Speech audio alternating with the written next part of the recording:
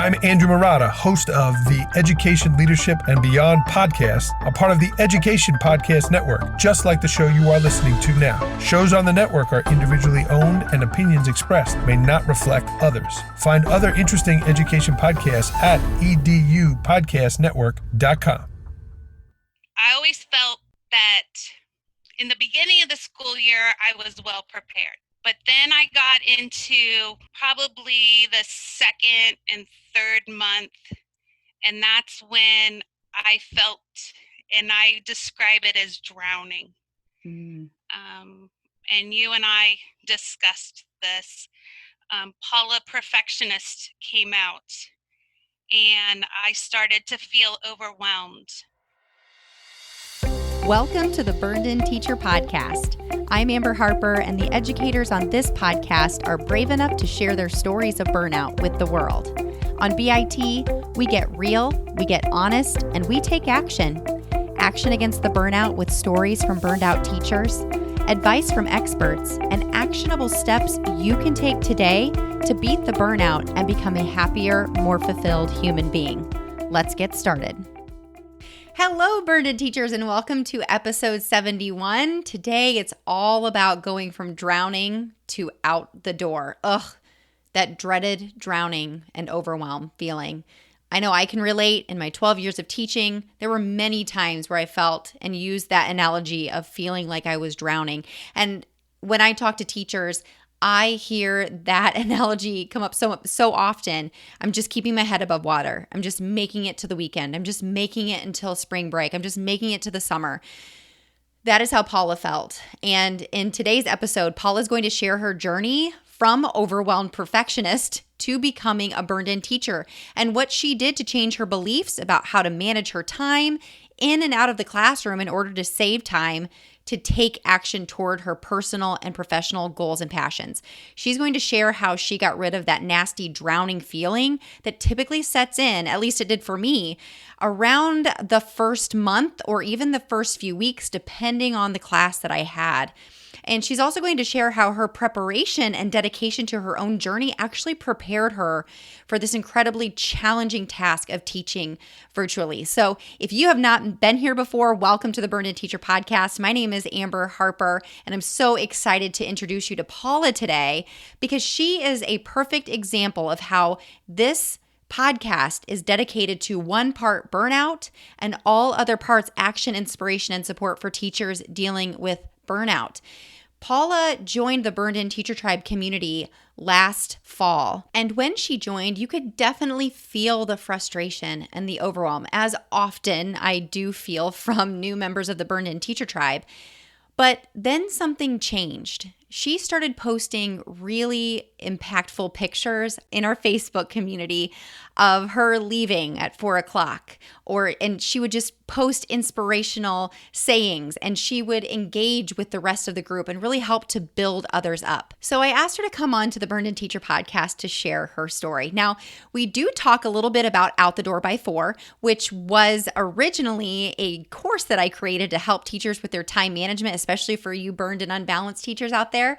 But now it is part of the Burned In Teacher University course where I've combined the Burned In Teacher training with Out the Door by 4. So you'll hear me talk about that a little bit, and you'll also hear me talk about Out the Virtual Door by 4, which is my free 4-part video training series that actually starts on Wednesday, May 27th and lasts for 4 days. So each of those 4 days, whoever decides to register for this training, you will get an email notification that the video is up. They are short, to the point. They are 20 minutes long.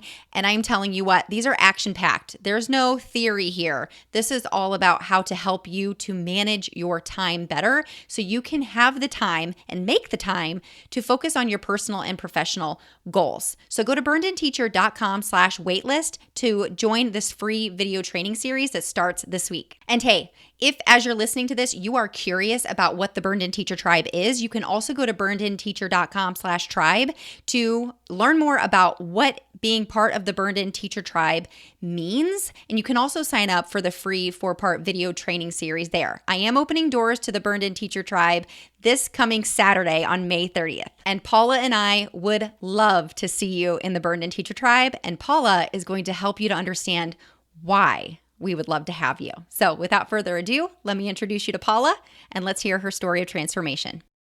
Paula, thank you so much for joining us on the Burnin Teacher Podcast to share your story with us today. Thanks for having me, Amber. I'm really happy to be here.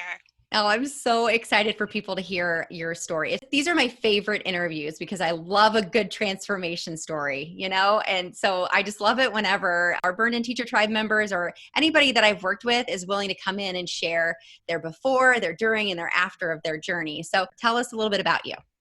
Okay, so on July the 30th, 2019, I was sitting in my classroom listening for the second time Matt Miller's Ditch Summer Summit.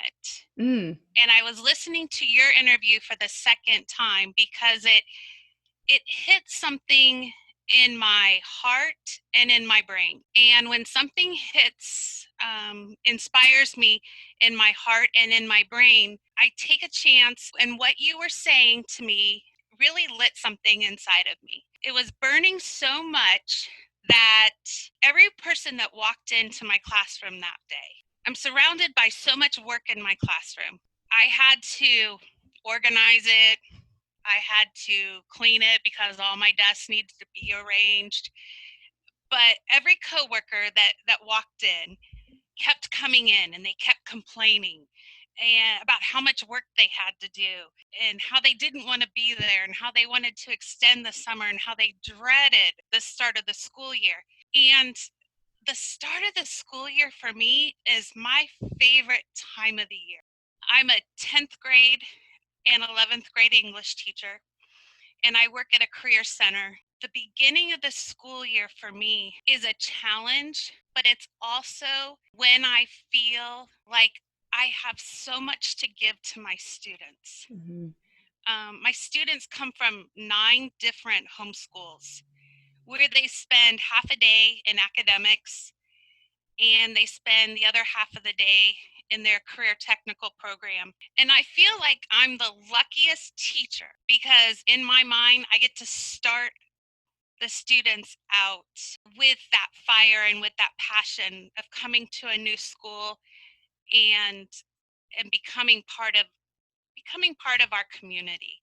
Mm-hmm. So when I hear those teachers complain, I send every single one of them the link to your talk with Matt Miller that afternoon. And then I sent it to my administrators. And I said, we need to listen to what this lady has to offer us. And then I took it upon myself to take the Burned-In teacher quiz. And I couldn't stop thinking about what you were talking about. That's where my journey with you started.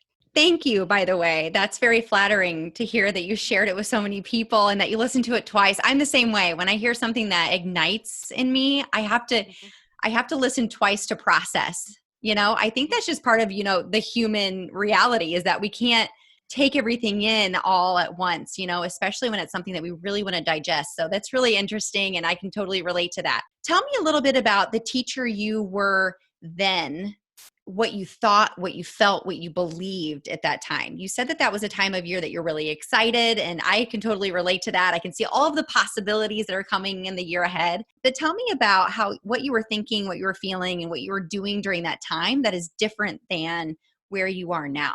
Wow, my whole perspective about teaching has changed since working with you about education and about teaching, Amber. The reality of who I am as an educator, I'm prepared for anything that comes my way right now.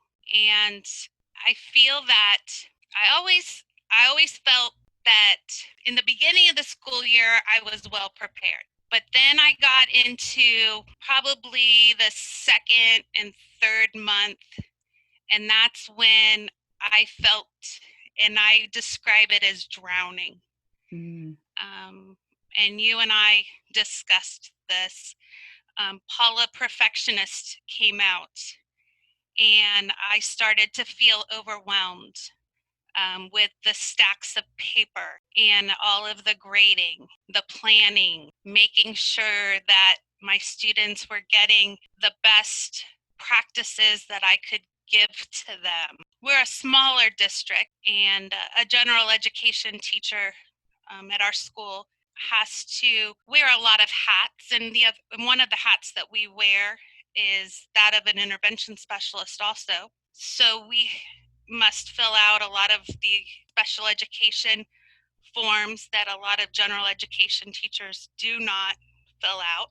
That paperwork and the progress reports and the data collection for special ed can be overwhelming on top of everything else that we do as educators. So the drowning really gets to me around the second and third month of the quarter. What you're saying is totally the story that I used to live. In the 12 years that I taught, especially like I said at the beginning of this, how you and we looked at the beginning of the school year as an opportunity. The first few weeks were great.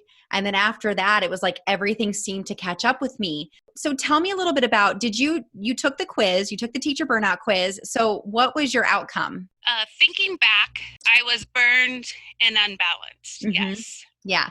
And I know that you took part in the Out the Door by 4 course, right? To help you achieve that balance. Great. Yeah. And I remember you were really active in the Facebook group as you were going through that and asking a lot of questions. And I was really impressed and excited by your enthusiasm and your effort. And gosh, you were on fire. So whenever you listened to that interview and you took the burnout quiz and you realized you were burned and unbalanced, what caused you to go ahead and just go for it and to say, yes, I want to be part of something different? What made you decide that you needed to do that, to go ahead and purchase the course and get engaged with the community and things like that? Well, I knew that if I didn't, honestly, my marriage probably would not be surviving.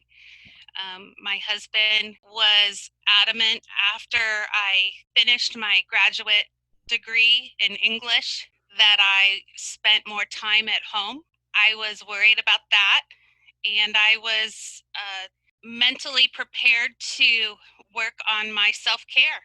Mm-hmm. While I was doing my graduate work, I gained a lot of weight, and one of my goals was to teach at a junior college. I wanted to stand in front of my classroom and not be self-conscious about my weight.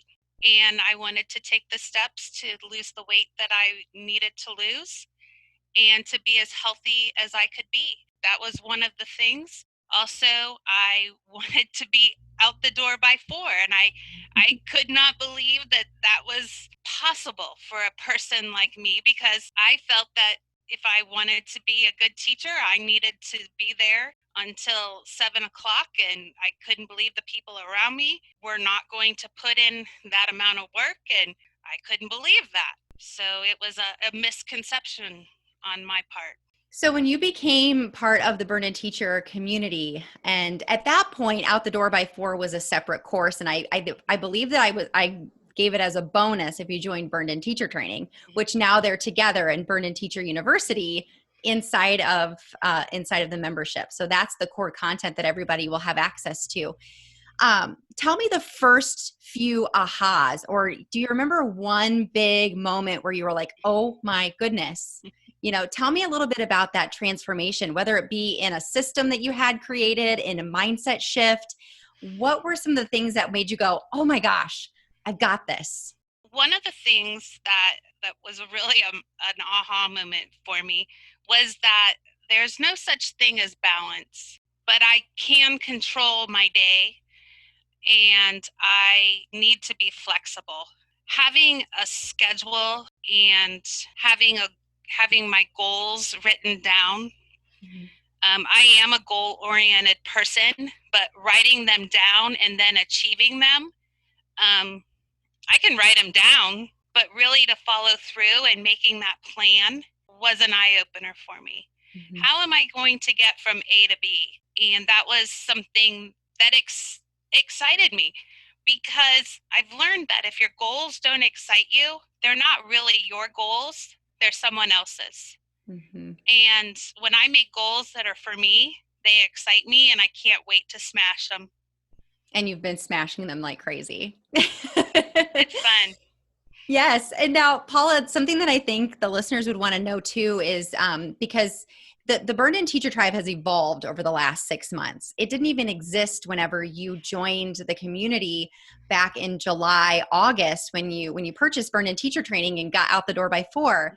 The Burnin Teacher Tribe membership as it is now did not exist. That's just what I called our Facebook group, our private members only Facebook group. But now it's the full blown community. So tell me a little bit about how you have benefited, or what things have you really taken from this community who get together and we have goals together and we talk monthly, and I help to keep you accountable and check in on you. Tell me, how has that benefited you? What are some goals that you've reached?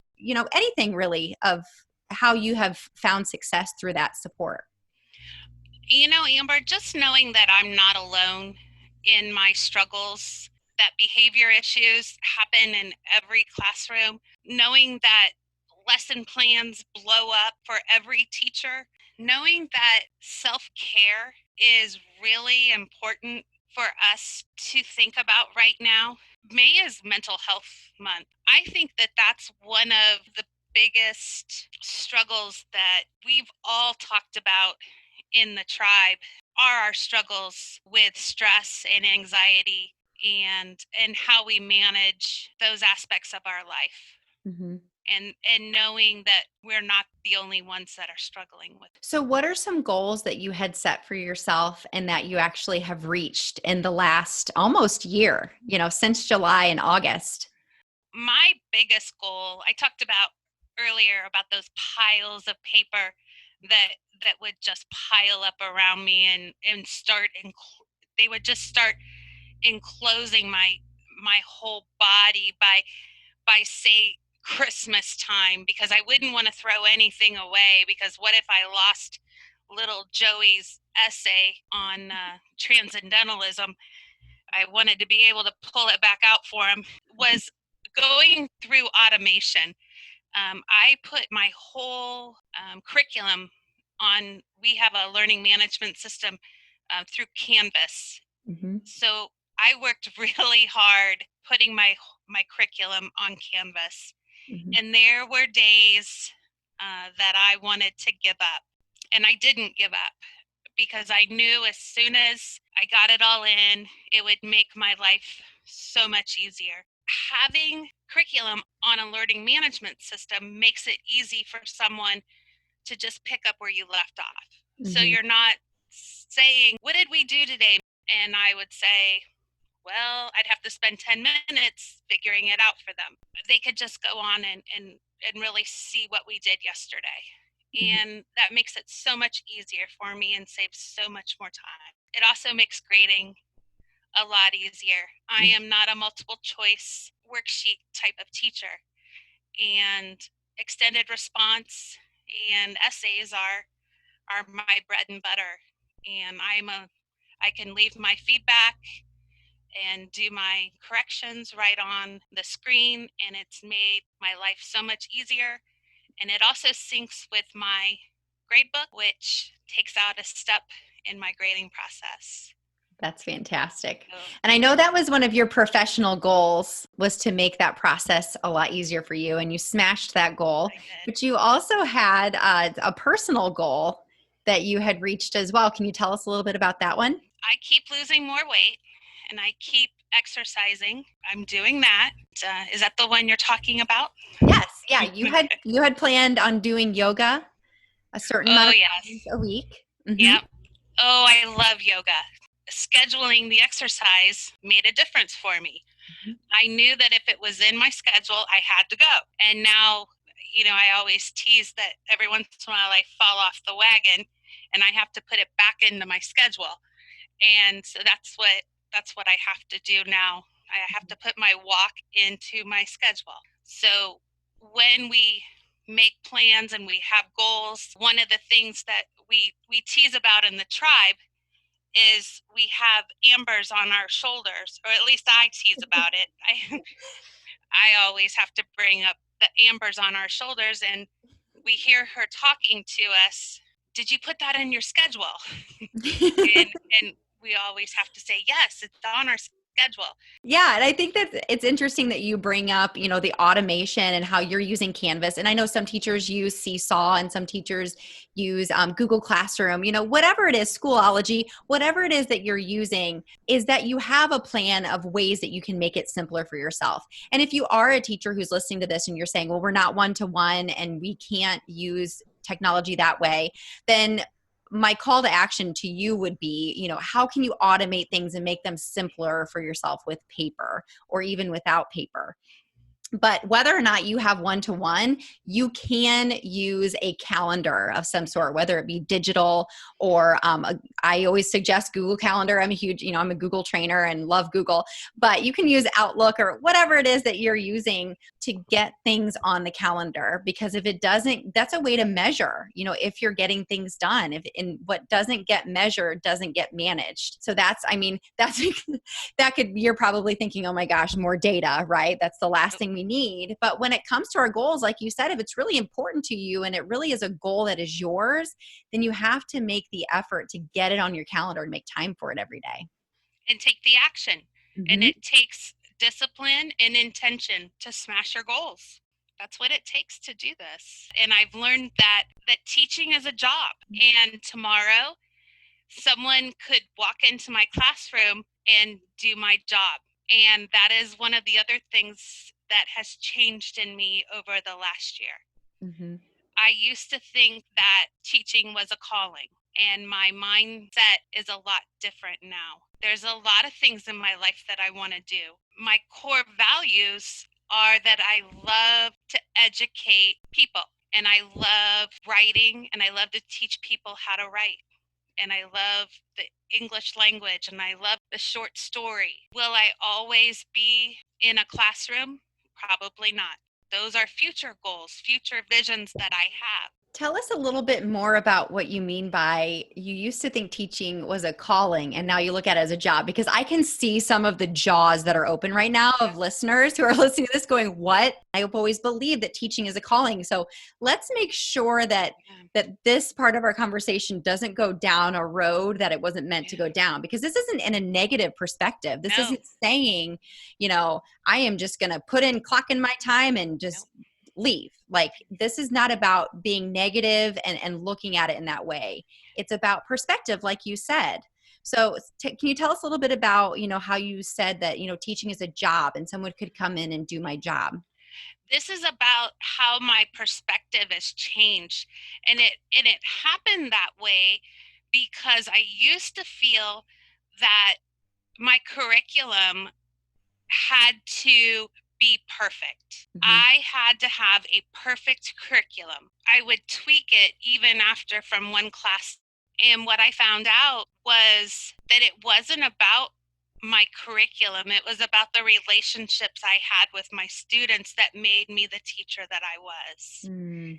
And you talk about the teacher brand that we have and knowing what our core values are. Once I figured out what my core values were for teaching and that I value the happiness and the fun in my classroom, it really made a difference in my perspective. And I want my students to appreciate the art of a classic novel, but I don't have to have a perfect curriculum. They're going to get that from my enthusiasm. I want to be the teacher that I never had. So a lot of what I do for my students is to show them the enthusiasm and the passion that I have for literature.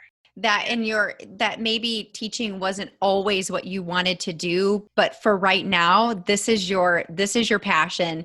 This is what you're bringing to the classroom, and anybody can deliver curriculum. Yes. Right. And remember, I'm at a career technical school. Mm-hmm. I am there second to why my students are really there. Mm-hmm. They are really there to learn a career, and I have to acknowledge that.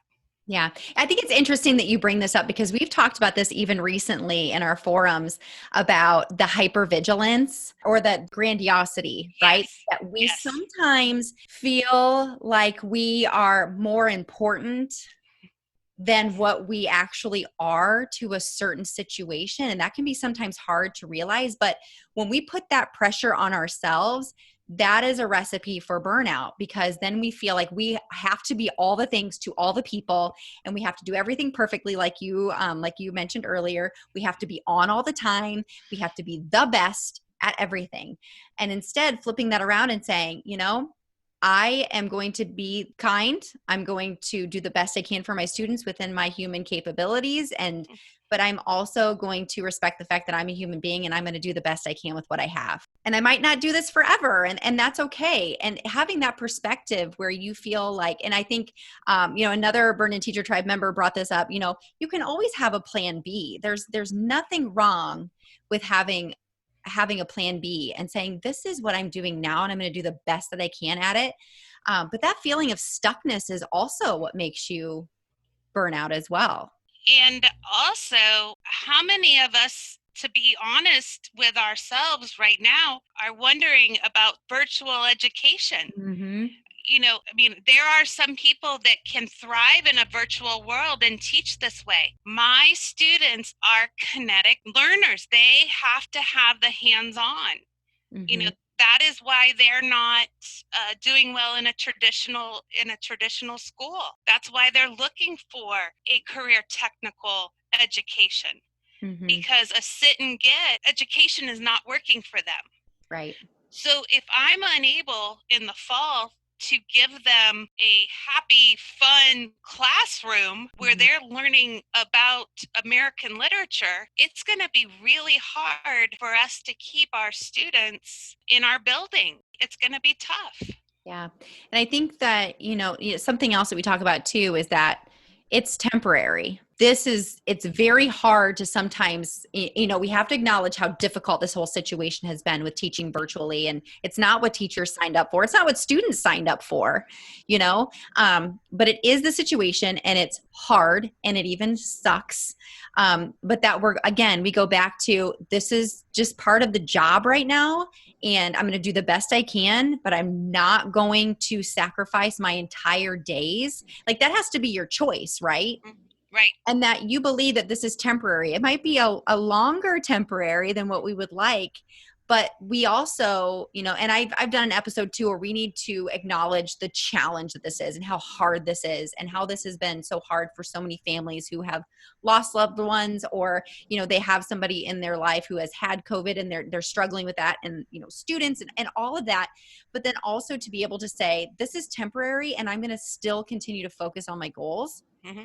I know that has been something that you and I have talked about a lot too, that I have this challenge, this hardship right now, but I still am going to stick with my goals, because I still have a life to live outside of this challenge. Yes. And my transition was so much easier than some of my coworkers. Mm-hmm. And I was fortunate. Aside from already having your lessons on Canvas, one thing that you had already put into practice was batching and blocking. Yes, batching and blocking. Can't say more about it. Yes. And this is something that I'm actually teaching in the video training series, the free out the virtual door by 4. So I'm glad we got to this part too, where we talk about, it doesn't have to be all about you getting your lessons online, but it's about having a plan so that no matter where you're teaching from, you can still follow a plan of action to help you to get out that virtual door, to get off the couch or out of your office at a decent time where you don't have to be on all the time. Paula, as we wrap up today, what would you tell people about the Paula the teacher today, and what would you encourage, other teachers? What would you encourage them to do to take action over their reality and what their challenges are today? I would just tell them, if you have any reservations about trying Amber's program, to just give it a try. She has done a tremendous amount of work preparing a system that works, and it has been invaluable for so many of us that have used it. And I can't imagine what my year would have been without her systems and leadership, and without the other tribe members. Thank you. That's really nice of you to say. So tell us the biggest thing that you have taken away and that you use daily or weekly, that keeps you on track with your goals, even especially during challenging times like now? I think it's always going back to my core values, Mm-hmm. going back to the hope and the happiness and fun. I learned to say no. And if your goals don't excite you, then they're not your goals. My goals excite me, and I can't wait to get them accomplished.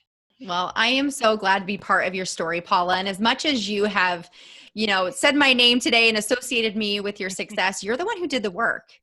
Anybody can sit back and watch some modules or some lessons about mindset or teacher brand or reflecting on your challenges or, thinking about your habits. Anybody can sit back and watch those things. But it takes somebody who's willing to say, it is time to do something different and to actually take the action. And you have definitely done that. So I thank you Well, so you much. know what? We're educators, and as educators, we have to model being lifelong learners. Mm-hmm. And for me, I live it, and I breathe it, and I am it. Well, thank you so much for coming on here and being so vulnerable and sharing your story with us. Is there anything else you'd like to say today before we sign off? No, I hope everybody signs up for your program and burn on. Well, Paula, I'm so glad you were here today. Thanks so much for your time. Thanks for having me. What I love most about my interview with Paula is the fact that she's so real and so honest. And what I encourage you to do is, if you are in a situation where you feel like you can't be real and you can't be honest about what you're challenged with and what you're struggling with, or what's making you feel like you're drowning, or what's making you feel overwhelmed or frustrated, that is definitely what the Burned In Teacher Tribe was built to do. And not only be a community that you can go to for support and to get action steps, but a place where you can find guidance, because inside the Burned In Teacher Tribe, you get full 100% complete access to Burned In Teacher University. That is that core content that you will go through. And I want to focus on 3 things that I noticed Paula talk about. Is that in order for her to change her reality, in order for her to go from burned out to burned in, she had to change 3 core things. She had to change her beliefs. She had to change how she spent her time, and she had to change her actions. And those are 3 foundational pillars of what Burned In Teacher stands for, right? You are 100% responsible for your life, but this is your chance to do something different and to join an entire group of teachers who are deciding not to live a burned out life, but are deciding to go on a journey to become burned in. And what the tribe membership does is, when you are feeling the frustration and feeling the drowning, you have this core content, Burned In Teacher University, but you also have this community of teachers who can speak the same language as you. And that's one reason that I decided to call this membership a tribe. I know sometimes it can be controversial, but if you actually look up the meaning of tribe, here's the definition: a social division in a traditional society consisting of families or communities linked by social, economic, religious, or blood ties with a common culture and dialect. So if you're tired of hearing the same old conversations and people speaking the language of burnout, this is definitely a place where you can come to be surrounded by people who want what you want, who want support, who want growth, who want to look at the benefits of burnout and help them to grow into a burned-in teacher. And if you didn't listen to last week's episode or the episode before that, when I talked about the crabs in your life and why who you hang out with is so important. And then, of course, last week I answered the question, what the heck is a burned-in teacher? If those things intrigue you, then you have a couple of options. Number 1, you can go to burnedinteacher.com/tribe and you can sign up for the free 4-part video training series where I'm going to help to walk you through what it looks, feels, and sounds like to create a vision, a plan, discipline, and intention so that you don't end next school year feeling the way you do this school year. Even though we're in the middle of a pandemic, even though we're teaching virtually, we're always going to have challenges. And that's a good and a bad thing. It's a good thing if you can grow from them and you have a system in place that will help to support you. It's a bad thing if when you are met with challenges, you crumble and you feel like a failure and you feel like you have no options. And this podcast was not the only thing built to give you action, inspiration, and support to help you to grow through burnout. Burned In Teacher is an organization with resources, and a community to help you to grow through your burnout. So I invite you, if you choose not to sign up for the video training series, check out burnedinteacher.com/tribe on Saturday and join. All of the details are there. And if you have any questions, email me at support@burnedinteacher.com. And whether or not I see you in the free video training series or in the Burnin Teacher Tribe, I will see you next week here on the Burnin Teacher Podcast. And until next week, take a deep breath. You just took another step to becoming a burned-in teacher. Burn on, everyone. If you enjoyed today's podcast episode, you can head over to burnedinteacher.com where you can access the entire vault of Burned In Teacher podcast episodes and more information about ways I want to help you go from burned out teacher to burned in human. If you enjoyed today's episode, I would be so grateful if you would head over to iTunes and leave a review and a rating about the Burned In Teacher podcast. Until next time, take a deep breath, because you just took another step to becoming a burned-in teacher. Burn on.